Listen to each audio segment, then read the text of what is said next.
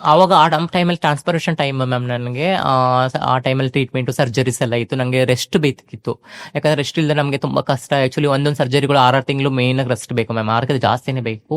ಆ ಟೈಮಲ್ಲಿ ರೆಸ್ಟ್ ಬೇಕು ಅಂತ ನನಗೆ ಹೋಗಕ್ಕಾಗಿಲ್ಲ. ಆಮೇಲೆ ಅವಕಾಶಗಳು ಇರ್ಲಿಲ್ಲ ಮ್ಯಾಮ್ ನಮಗೆ. ಯಾರು ತಗೊಳ್ತಾರೆ? ನಾವೊಂದು ಕಂಪ್ನಿ ನಾನೇ ಟ್ರೈ ಮಾಡಿದೆ, ಒಂದು ಒಂದು ಮ್ಯಾನುಫ್ಯಾಕ್ಚರಿಂಗ್ ಕಂಪ್ನಿಲಿ ಒಂದು ಅಕೌಂಟೆಂಟ್ ಆಗಿ ಒಂದು ಕೆಲಸ ಸಿಕ್ಕಿತ್ತು, ಟ್ರೈ ಮಾಡಿದೆ. ಅವರು ವುಮೆನ್ಸ್ಗೂ ಅವಕಾಶ ಇತ್ತು, ಟ್ರಾನ್ಸ್ ಅಂತ ಕೊಟ್ರು, ಲಿಸ್ಟಲ್ಲಿ ದೊಡ್ಡದಾಗಿ ಬೋರ್ಡ್ ಹಾಕೊಟ್ರು. ಬಟ್ ನನ್ನ ಅವ್ರ ಏನು ಹಾ ಇಲ್ಲ ಹೂ ಇಲ್ಲ, ಏನು ಸೆಲೆಕ್ಟೇ ಮಾಡಲಿಲ್ಲ ಮ್ಯಾಮ್. ಅಲ್ಲಿ ತೋರಿಸ್ತಲ್ಲ ಡಿಸ್ಕ್ರಿಮಿನೇಷನ್. ಹೌದು. ಅದಕ್ಕೋಸ್ಕರ ಆಮೇಲೆ ನಾನು ಕಷ್ಟಪಟ್ಟು ಏನಾದ್ರು ಮಾಡಬೇಕು ಅಂತ ಬ್ಯಾಂಗ್ಳೂರ್ ಬಂದೆ. ನಾನು ಬ್ಯಾಂಗ್ಳೂರ್ ಬಂದು ಹಂಗಂಗೆ ಮಾಮೂಲಿ ಎಲ್ಲೂ ಭಿಕ್ಷಾಟನೆ ಬೆಂಗಳೂರಲ್ಲಿ ಮಾಡಿದೆ ಮ್ಯಾಮ್. 1 year ಮಾಡಿದೆ, ಹಂಗಂಗೆ ಮಾಡಿದೆ. ಅಲ್ಲಿ ನಾನು ಪೇಪರ್ ಹೈಡರ್ಸ್ ಎಲ್ಲ ನೋಡ್ಕೊಂಡೆ. ಆ ಟೈಮಲ್ಲಿ ಏನಾದ್ರು ಮಾಡಲೇಬೇಕು, ಏನಾದ್ರು ಮಾಡಬೇಕು ಅಂತ. ಆ ಟೈಮಲ್ಲಿ ನಮ್ದು ಕರ್ನಾಟಕ ಸರ್ಕಾರ 1% ರಿಸರ್ವೇಶನ್ ಅಂತ ಘೋಷಣೆ ಮಾಡ್ತು ಮ್ಯಾಮ್. ಅವಾಗಲೇ ಡಿಸೈಡ್ ಮಾಡಿದೆ ನಾನು. ಎಷ್ಟು ವರ್ಷದ ಹಿಂದಿನ ಕತೆ ಇದು? ಇದು 2021 ಅಲ್ಲಿ ಘೋಷಣೆ ಆಯ್ತು ಮ್ಯಾಮ್.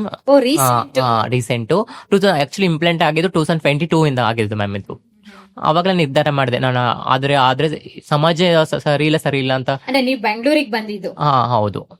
ನಾನು ಮುಂಚೆ ಬೇರೆ ಕಡೆ ಇದ್ದೆ, ಕೋಲಾರ, ಮಂಡ್ಯ ಹಂಗಲ್ಲೆಲ್ಲ ಇದ್ದೆ. ಆಮೇಲೆ ನಾನು ಸರ್ಕಾರಿ ಹುದ್ದೆಗೆ ಹಿಡಿಲೇಬೇಕು ಅಂತ ನಿರ್ಧಾರ ಮಾಡಿದೆ ಮ್ಯಾಮ್. ಆ ಟೈಮಲ್ಲಿ ಕರ್ನಾಟಕ ರಿಸರ್ವೇಶನ್ ಕೊಡ್ತು. ಇದು ಭಾರತದ ಫಸ್ಟ್ ನಮ್ಮ ರಾಜ್ಯ ರಿಸರ್ವೇಶನ್ ಕೊಟ್ಟಿದ್ದು.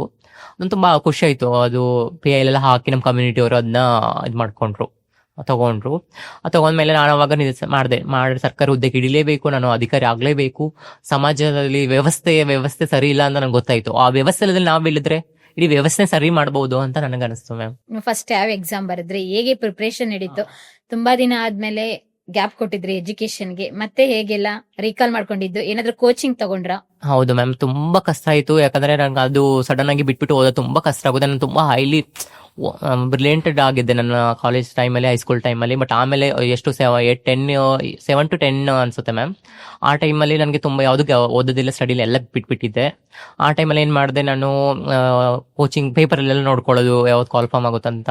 ಆವಾಗ ನೋಡ್ಕೊಂಡು ನಾನು ಇನ್ಸ್ಟಿಟ್ಯೂಟ್ಗೆಲ್ಲ ಪರಿಚಯ ಮಾಡಿ 2 ಇನ್ಸ್ಟಿಟ್ಯೂಟ್ ನಂದು ಟ್ರಾನ್ಸ್ ಅಂತ ನಂಗೆ ಗೊತ್ತಾದ್ಮೇಲೆ ಕಾಲರ್ ಇಸ್ಯೂ ಕಟ್ ಮಾಡ್ಬಿಟ್ರು. ನಾನು ಕೋಚಿಂಗ್ ಕೊಡಿ ಅಂತ ಹೇಳಿದ್ಕೆ